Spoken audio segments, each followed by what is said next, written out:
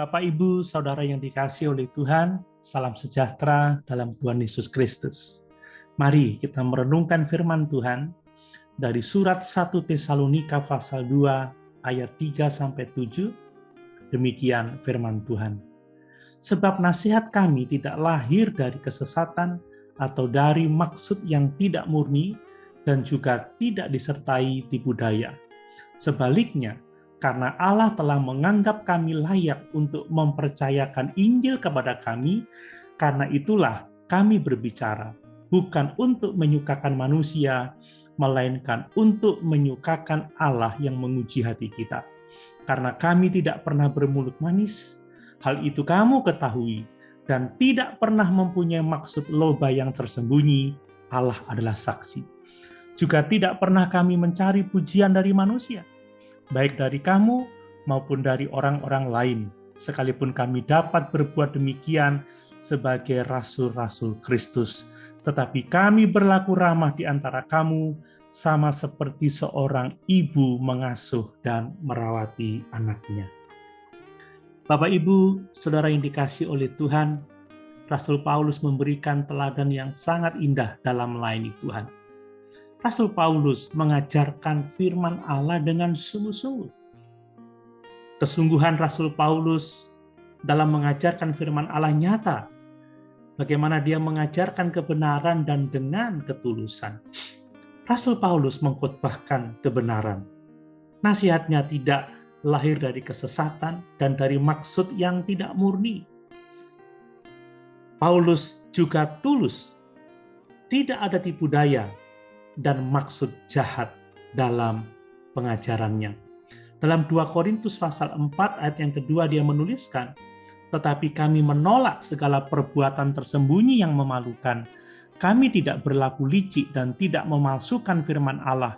Sebaliknya kami menyatakan kebenaran dan dengan demikian kami menyerahkan diri kami untuk dipertimbangkan oleh semua orang di hadapan Allah. Bapak, Ibu, Saudara yang dikasihi oleh Tuhan, dari teladan Rasul Paulus kita belajar bahwa berkata benar dan jujur harus berjalan bersama-sama. Tidak cukup berkata benar, kita juga harus jujur. Tidak cukup jujur, kita harus berkata benar.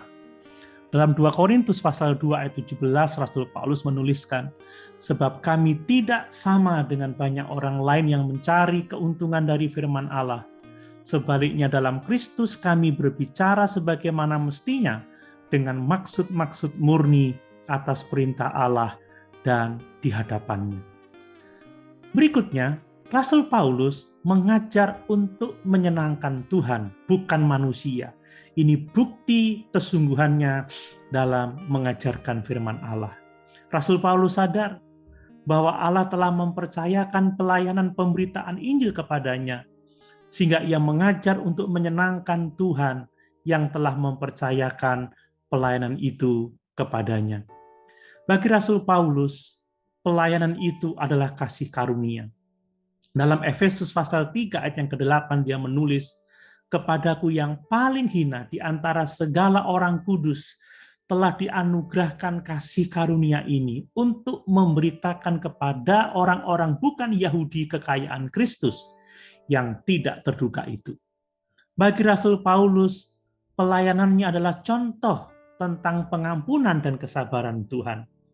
Dalam 1 Timotius 1 ayat 12-16 dia menulis, aku bersyukur kepada Dia yang menguatkan aku, yaitu Kristus Yesus Tuhan kita, karena Ia menganggap aku setia dan mempercayakan pelayanan ini kepadaku.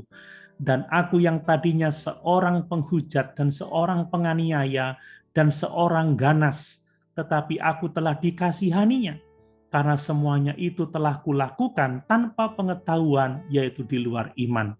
Malah kasih karunia Tuhan kita itu telah dikaruniakan dengan limpahnya kepadaku dengan iman dan kasih dalam Kristus Yesus. Perkataan ini benar dan patut diterima sepenuhnya. Kristus Yesus datang ke dunia untuk menyelamatkan orang berdosa. Dan di antara mereka, akulah yang paling berdosa. Tetapi justru karena itu aku dikasihani, agar dalam diriku ini sebagai orang yang paling berdosa, Yesus Kristus menunjukkan seluruh kesabarannya. Dengan demikian aku menjadi contoh bagi mereka yang kemudian percaya kepadanya dan mendapat hidup yang kekal. Itulah sebabnya Rasul Paulus harus menyenangkan Tuhan dalam pelayanannya, bukan manusia. Dalam Ibrani pasal 4 ayat yang ke-13 dituliskan, dan tidak ada suatu makhluk pun yang tersembunyi di hadapannya, sebab segala sesuatu telanjang dan terbuka di depan mata Dia, yang kepadanya kita harus memberikan pertanggungan jawab. Itu sebabnya kita tidak bisa bersembunyi setelah melakukan hal-hal yang tidak menyenangkan Dia. Kemudian Rasul Paulus, oleh karena dia ingin menyenangkan Tuhan bukan manusia, dia telah menjadi pelayan Kristus yang sejati. Dalam Galatia 1 ayat yang ke-10 dia menuliskan, jadi bagaimana sekarang? Adakah ku cari kesukaan manusia atau kesukaan Allah? Adakah ku coba berkenan kepada manusia? Sekiranya aku masih mau mencoba berkenan kepada manusia, maka aku bukanlah hamba Kristus. Yang berikutnya, Rasul Paulus tidak bermulut manis dan tidak bermaksud loba. Perhatikan bahwa Paulus tidak bermulut manis untuk memikat orang dan untuk mendapatkan pengikut. Ingat, menjilat itu berbahaya. Dalam Amsal pasal 29 ayat yang kelima dituliskan, orang yang menjilat sesamanya membentangkan jerat di depan kakinya. Bermulut manis adalah jalan yang dipakai oleh guru-guru palsu untuk menyesatkan. Dalam 2 Petrus pasal 2 ayat yang ke-18 dituliskan, sebab mereka mengucapkan kata-kata yang congkak dan hampa dan mempergunakan hawa nafsu cabul untuk memikat orang-orang yang baru saja melepaskan diri dari mereka yang hidup dalam kesesatan. Rasul Paulus tidak mencari keuntungan dalam pelayanannya. Dalam Kisah Para Rasul 20 ayat 33 dituliskan, perak atau emas atau pakaian tidak pernah aku ingini dari siapapun juga. Dalam 2 Korintus pasal 11 ayat yang ke-9 dituliskan, dan ketika aku dalam kekurangan di tengah-tengah kamu, aku tidak menyusahkan seorang pun, sebab apa yang kurang padaku dicukupkan oleh saudara-saudara yang datang dari Makedonia. Dalam segala hal aku menjaga diriku, supaya jangan menjadi beban bagi kamu, dan aku akan tetap berbuat demikian.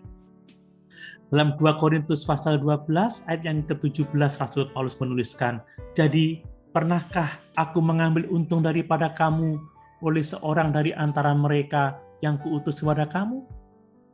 Bapak, Ibu, saudara yang dikasihi oleh Tuhan. Yang selanjutnya, Rasul Paulus mengajar tidak untuk mencari pujian dari manusia. Sesungguhnya mudah bagi Rasul Paulus untuk mencari pujian dari manusia, sebab ia adalah Rasul Tuhan Yesus Kristus. Namun demikian, ia tidak mau melakukannya, sebab pujian yang seperti ini adalah sia-sia.